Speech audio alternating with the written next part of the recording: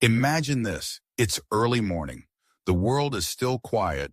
You wake up, slowly sit on the edge of your bed, and for a moment, you just stay there. No phone, no noise, no rush. You place your hand on your stomach, and you feel it. That stubborn heaviness. That tightness around your waist that didn't disappear. No matter how many times you promised yourself, I'll start tomorrow. And then, like millions of people, you walk into the kitchen. And your first thought is simple. Maybe I should eat something. But what if that exact moment is where everything goes wrong? What if the first thing you do in the morning decides whether your body burns fat or stores it? And what if something as simple as walking before eating could slowly change everything inside your body? Today we are not talking about magic, not about extreme diets, not about exhausting workouts. We are talking about a quiet, simple habit, supported by real physiology, that most people completely misunderstand. Let's talk about fasted walking. When you wake up in the morning, your body is in a very unique state. You have not eaten for 8, 10, sometimes even 12 hours. During this time, your body has already used up a large portion of its readily available energy, especially glucose stored in the blood. Your liver glycogen, which is basically your stored sugar reserve, is partially depleted. And this changes everything, because your body now has a decision to make. It can either continue conserving energy or start breaking down stored fat to survive. This is where hormones begin to play their role. In the morning, especially before eating, insulin levels are low, cortisol is naturally elevated. Growth hormone is active. Now, many people are afraid of cortisol. They hear that it's a stress hormone and assume it's bad. But in the morning, cortisol actually helps mobilize energy. It signals your body to release stored fuel. And when insulin is low, something important happens. Your body becomes more willing to burn fat. Now imagine this. Instead of eating immediately, you put on your shoes, step outside, and start walking. Not running, not exhausting yourself, just walking. At this moment, your body looks for energy, but there is no fresh food coming in. There is no spike in blood sugar. So where does the energy come from? Your body turns inward. It begins to break down stored fat into fatty acids, which are then used as fuel. This process is called lipolysis, and this is the core idea behind fasted walking. You are not forcing your body, you are simply allowing it to use what it already has. But here is where most people get confused. They think, if I walk on an empty stomach, I will lose fat very fast. But it's not that simple, because the human body is not a machine that burns fat instantly. It is a system that adapts. And adaptation takes time. Fasted walking works not because it is extreme, but because it is consistent. Let's go deeper. When you walk at a moderate pace, your body primarily uses two types of fuel, glucose and fat. The proportion depends on several factors: intensity of movement, duration, hormonal state, and whether you have eaten or not. When you eat before walking, insulin rises. And insulin tells your body something very clear. Use glucose, save fat. But when you walk without eating, insulin remains low, and your body becomes more flexible. It starts to rely more on fat as a fuel source, not 100%, but more than usual. Now let's talk about duration.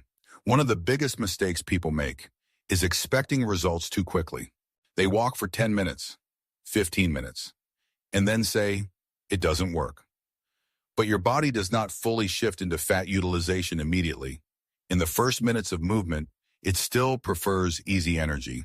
But as you continue walking, 20 minutes, 30 minutes, 40 minutes, your body gradually increases fat oxidation. This is why longer, steady walking is often more effective than short bursts. Not because it burns more calories instantly, but because it gently shifts your metabolism. Another important factor is intensity. If you walk too fast, almost like running, your body may shift back to using glucose, because high intensity demands quick energy. So the goal is not speed. The goal is rhythm, a steady, comfortable pace where you can still breathe and even talk. This is often called zone 2 intensity, and this is where fat metabolism becomes more active. Now let's address a common myth. Some people believe that fasted walking forces the body to burn belly fat specifically. But the body does not work like that. You cannot choose where fat is burned first.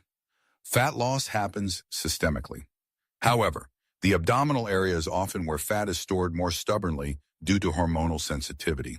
And when you consistently create a mild calorie deficit and improve insulin sensitivity, over time, even stubborn areas begin to change.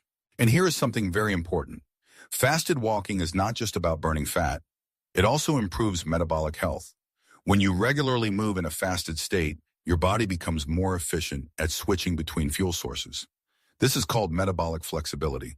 And this flexibility is one of the key factors in long-term health. People who lack this flexibility often struggle with fatigue, weight gain, insulin resistance. Their bodies rely too heavily on constant food intake. But when you train your body to function without immediate fuel, it becomes stronger, more adaptive. Let's talk about insulin resistance. This is a condition where your cells stop responding properly to insulin. As a result, your body needs more insulin to manage blood sugar. And high insulin levels make fat loss very difficult. Fasted walking can help improve insulin sensitivity because it reduces the need for insulin in the morning. It allows your body to regulate energy more naturally. But here is where caution is necessary. Fasted walking is not for everyone. If you feel dizzy, weak, or unwell, your body may be telling you something.